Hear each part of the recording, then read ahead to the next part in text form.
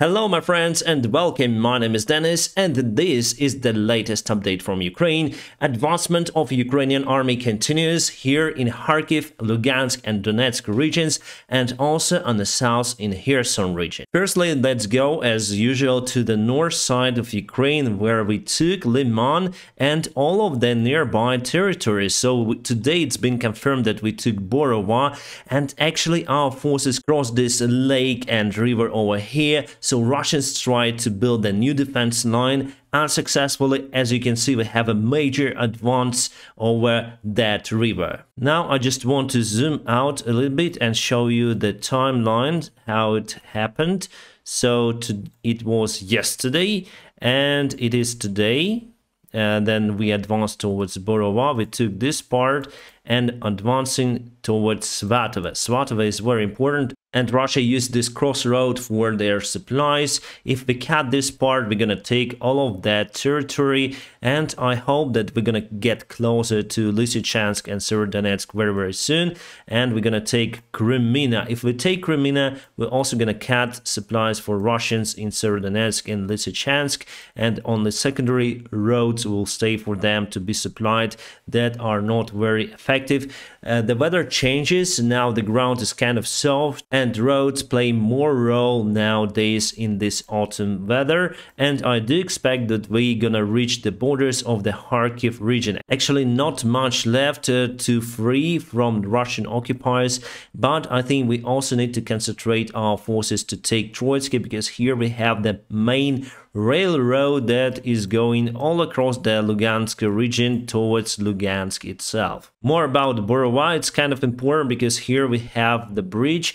From the information I have, this bridge is still serviceable and we can move our forces across the Oskil water reservoir to reach this part of the front lines. Now Russia has a big hole in the front lines. They were not able to build defense lines near to Svatove because it was far behind the front lines before. Then the front line was over here somewhere, and now they're doing their best to send reinforcements to that area, but so far unsuccessfully. As for Ukraine, we need to use this current situation. Then Russia is not able to mobilize all of their reserves and all of them mobilized soldiers. Recently, those Alka soldiers, they are not yet on the front lines on a full scale. So we'll have around 1 up to 2 months of active actions to take our ground on the front lines, and I do expect many more counterattacks across the front lines,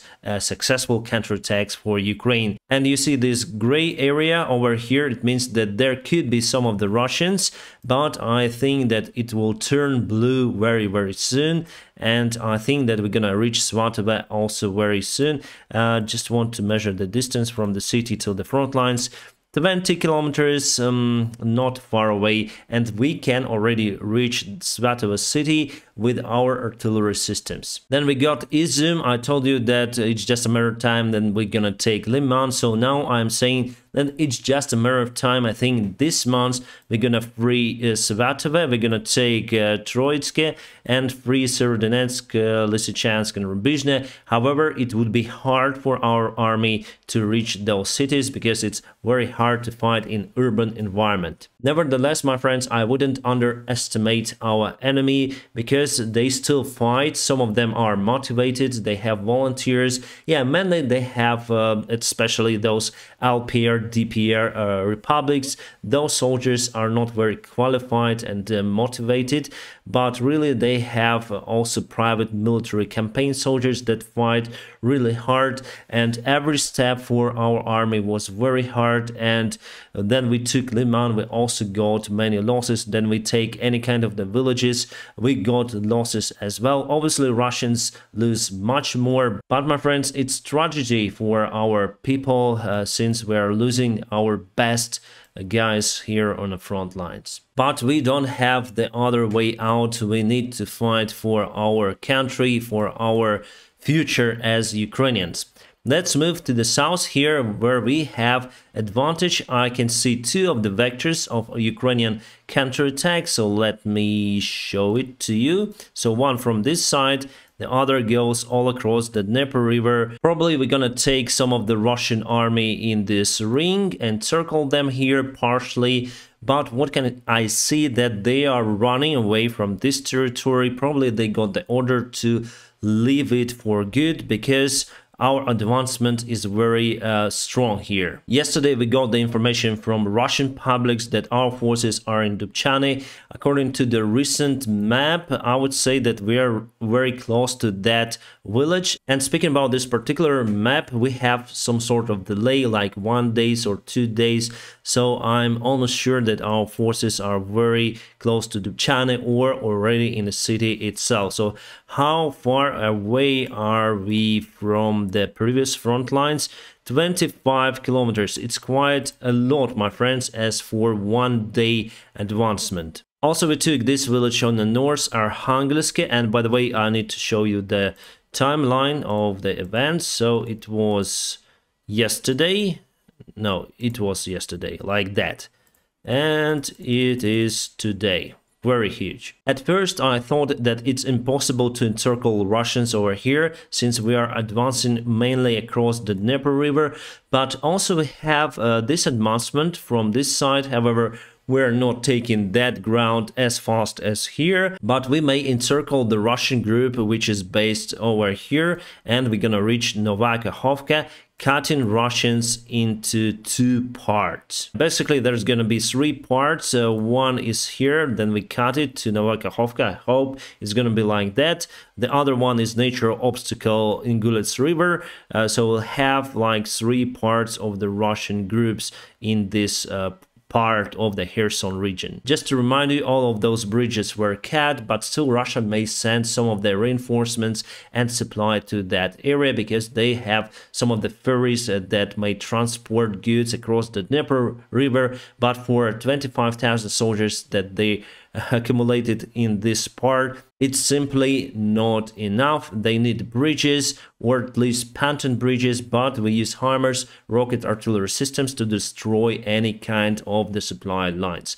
In general, my friends, it's all about the front lines. As you can see, the most calm areas are here in Zaporizhia, and also Russia still tries to reach Bakhmut with the forces they have, mostly private military campaigns, but so far ineffectively. They've been demoralized by successful Ukrainian counterattacks, and we do expect more advantage from Ukrainian army this month.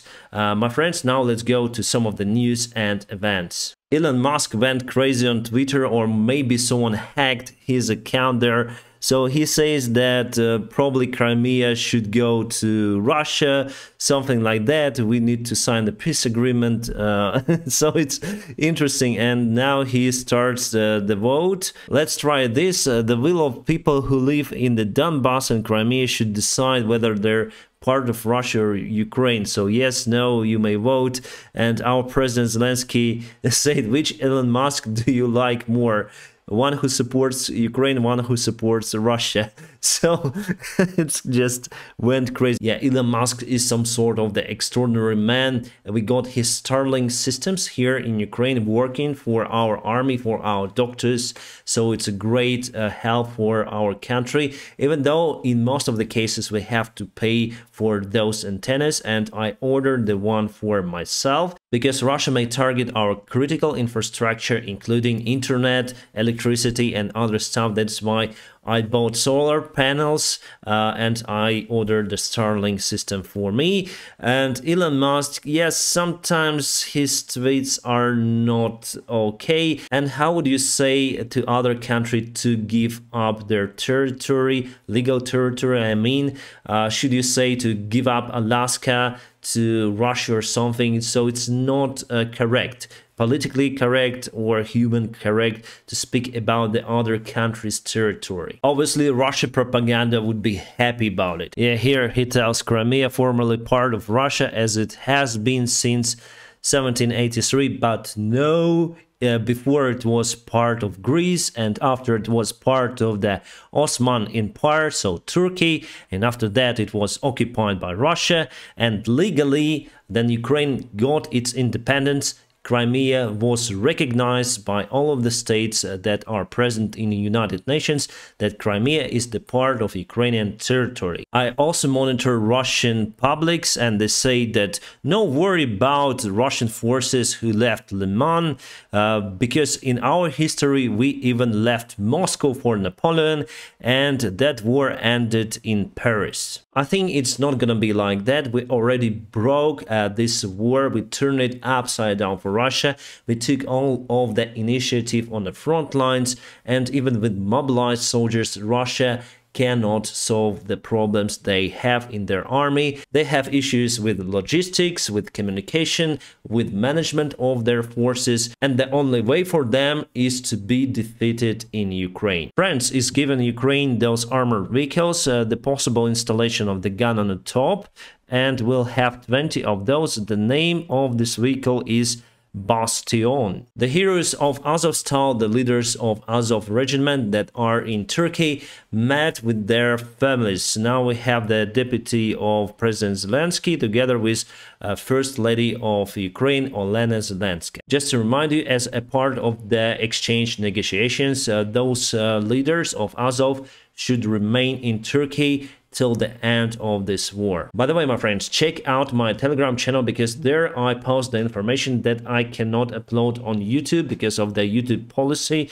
So please join my Telegram. It's in the video description. Czech people collected funds to buy T-72 tank and deliver it to Ukraine. I don't know where they bought it from, but we're gonna receive one more tank. I think it cost yeah, we have the price, 1.22 million euros. I think for that price you may buy many of the tanks, probably 3 as we see on the picture. Also news from United States of America, we're gonna receive 4 of those HIMARS artillery systems delivered to Ukrainian army. Just to remind you, there was information about 16 HIMARSes that should be delivered to Ukraine. So that is the separate contract for the new systems to be built, and those 4 systems already been built, and currently they are in the United States Army and will be delivered to Ukraine very soon. I think it's the most effective, one of the most effective weapons that we have from the Western allies. Elon Musk Twitter is burning. You are assuming that I wish to be popular. I don't care. I do care that millions of people may die needlessly for an essentially identical outcome. So Elon Musk thinks that if Russia will provide a massive mobilization as they did already, they may win this war. But my friends, I am sure that they not gonna win this conflict. And if we gonna go on peace agreements with Russia right now, what they do, they will keep the territories that they already have, and further in future, like in 2 or 3 years, they're gonna start massive attack on Ukraine and probably on other neighboring countries, taking more ground and killing more people. So for us, it's very important to put the end to this war right here, right now. That is why we need military equipment from our Western allies. What Elon Musk is doing here, well, he says what he thinks, and he has the right to do so. The richest man in the world will be used by Russian propaganda and Russian side to push Ukraine and other Western allies, because he has the influence. He has the influence even on markets. Then he says something about Bitcoin or any kind of other issue. He has the right, but he also bears a responsibility for the other people. Well, it's up to him, I think. We need to do what is good for our country, and I'm sure that President Zelensky does his best during these hard times for our country. It's getting crazier and crazier. Elon Musk say that the bot attack on the Pole is kind of strong, so what is not supportive on his opinion, it means that it's the bot attack. So Elon Musk is a human as me and you, so he got his own pluses and minuses. Clearly, as for me, I see more minuses in his recent posts today. Those are just crazy. But as a human, he has the right to speak about everything, but it's kind of crazy. Recent update from British intelligence. On 29th of September, President Putin addressed to his National Security Council saying that they should correct the mistakes that were done during the mobilization that was announced on 21st of September. It means that they admitted those mistakes, and basically the local military camps, they got the order to take people. That's it. They took people without any kind of military experience, with significant disease, disorders, disabilities, and that got viral on internet. That is why Putin was very concerned about the wrongdoing of their local military chiefs. So he begs for correction. Yeah, Putin's unusual rapid acknowledgement of the problems highlights the dysfunction of the mobilization over its first week. Obviously, they will not take as many people, as they want. And basically, as I told you, it will not change the war itself, the outcome. It may extend the war, but the outcome will be the same. Ukraine will win this war. It's done for Russia. We're gonna get some awesome help from our European allies. 5 billion euros will be delivered to Ukraine very soon. The European Union already signed the memorandum for that, and we got those news from our Prime Minister. That's great. Thank you, European guys, for supporting Ukraine. This is the other map we have, so our forces advancing a little bit. I think it was published yesterday. Yeah, it is from the yesterday. Now we are very close to Duchany, and it's been confirmed by the Russian public so far. And I do expect that we're gonna advance from this part and from this part, probably encircling the Russian army. And this is one successful month of Ukrainian counterattacks. Here you can see the Kharkiv region on the 1st of September, and here's the 1st of October. It's not official statement, but today David Petrus, who is ex-CIA chief, said that in case Russia would use nuclear weapons in Ukraine, the United States of America will demolish their army in Ukraine, including Crimea and Black Sea Marine Fleet. And that may lead to total nuclear war. However, we need to do, and United States in particular, as the leader of the Western democracy, should do something against the threats of usage of nuclear weapons by Russia. And if Putin uses those weapons here, obviously Russia should face catastrophic outcomes. It's getting crazy about Elon Musk. We have memes already. Musk announcing new Tesla Model Z. Oh, it's getting crazy.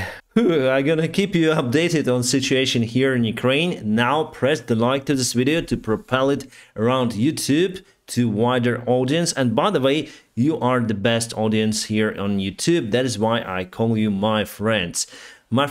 And if you want to support this channel, there are some of the links in the video description below. You may support me on PayPal, Patreon, or Donatello, whichever is more convenient for you.